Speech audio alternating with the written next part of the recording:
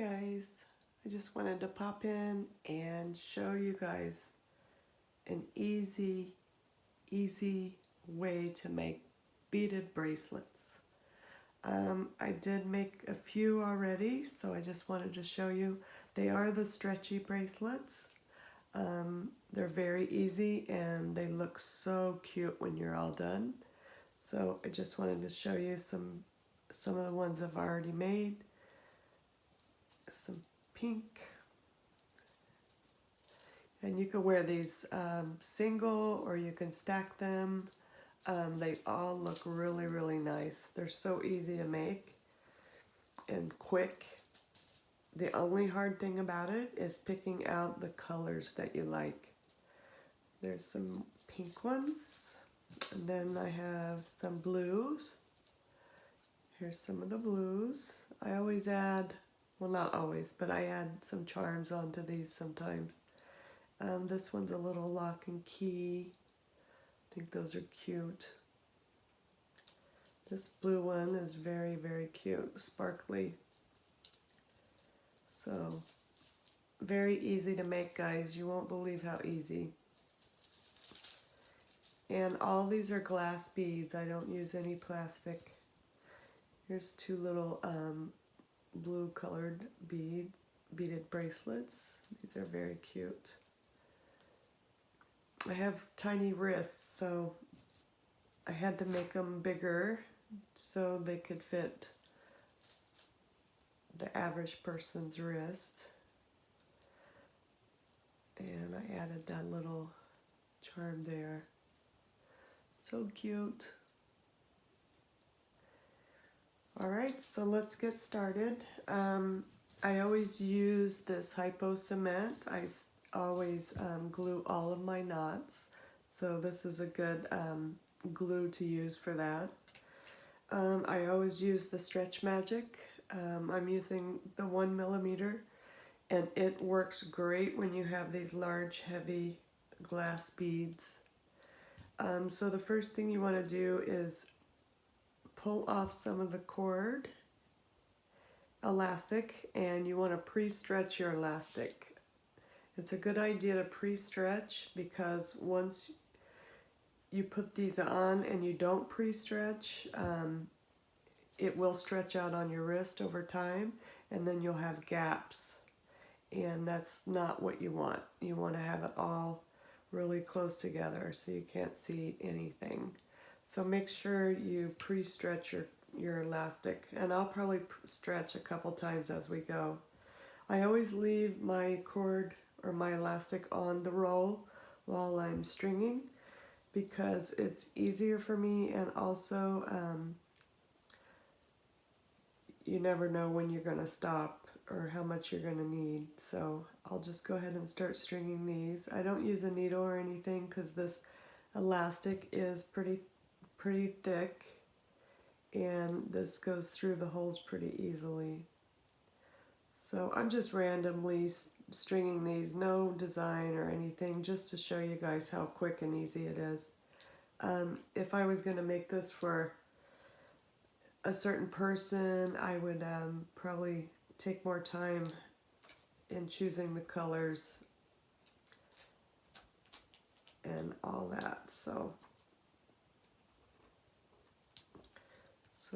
far, looks pretty good.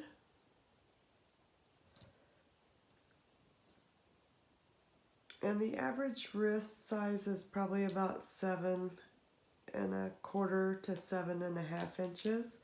But I have met people with smaller wrists. Like myself, I have a small wrist. My mom has a small wrist. So you pretty much need to measure your person's wrist if you're going to make one exclusively for a certain person. Alright, so I will go ahead and try this on my own wrist. So as you can see, I have some space there, so I'm going to go ahead and add some more.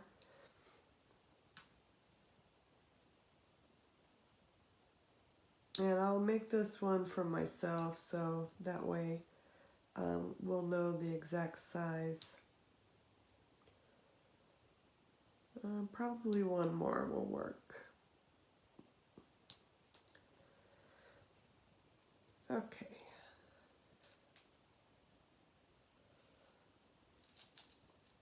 Well, see, that's now is too big for me. So I'm going to take one off.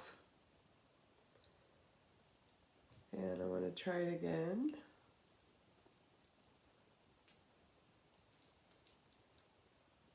Yeah, that's pretty good.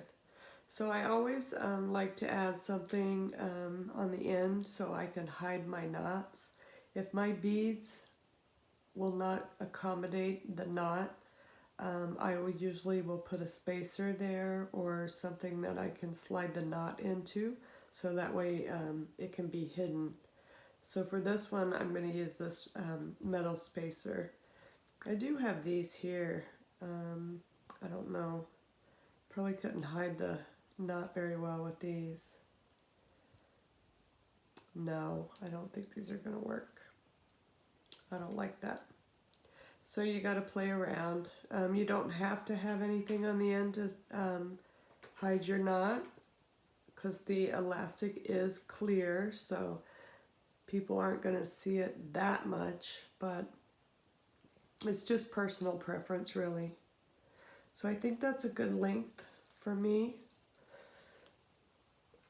And I'm going to go ahead and cut it, and I always leave myself enough to do a couple good knots. So, and your elastic can be easily cut with scissors. You don't really need any special cutters. So I'm going to stretch it again. And my first knot is just going to be an overhand knot. And I'm going to slide it all the way to the end. The next one is going to be a surgeon's knot. So I hope you guys can see this. Let me slide these over. A surgeon's knot is the best knot to tie your elastic bracelets with. So what I usually do is start right over left and go under, and then take the same tail and go under one more time, and then I tighten it. Make sure you tighten it really tight and make sure you pull it nice and snug. Don't pull it too hard because it could break the elastic. So at this point I'm going to double check it, and I'm going to pull it and make sure it's not slipping, which it's not.